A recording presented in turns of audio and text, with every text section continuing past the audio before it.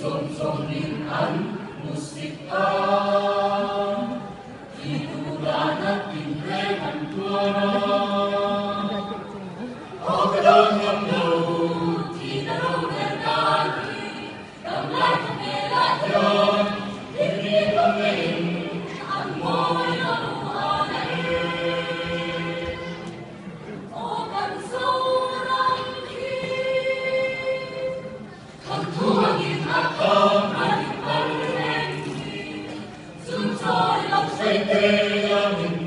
Lòng tua sông rùa hiền Một khói lên trên lưng treo hình Ngày nụ tên tình dối Un người sẽ ra Anh nụ chuan cả sân đắng Áp ưu sân ta Trên trạm tươi hạt đuôi Anh vang vai ta Em đã gọi lên lòng Hãy cùng tin mình quay xuống cho mình ăn say ăn heo ô càng sâu rong hi thân thua nhìn ăn không ra được hơi em đi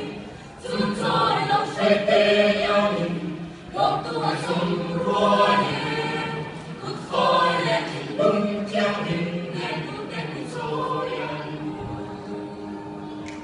Hacemos Ang daming mangay Alay ng tu Ang ulit siya ang pera Ang sa pagtingan Ang kumkwatahan Kung may sokang Inumayin din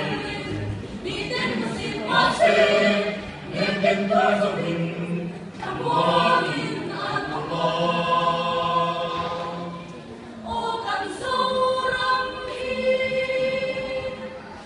Tuangin at kamramin allendi Chúng tôi lòng say tê eo mình Lòng tua sông rùa hiền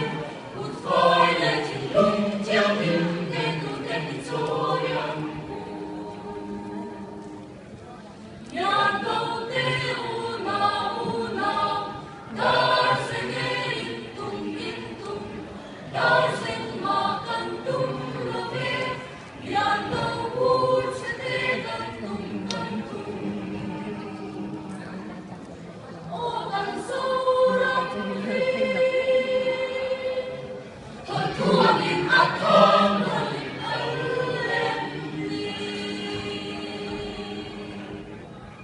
Não é?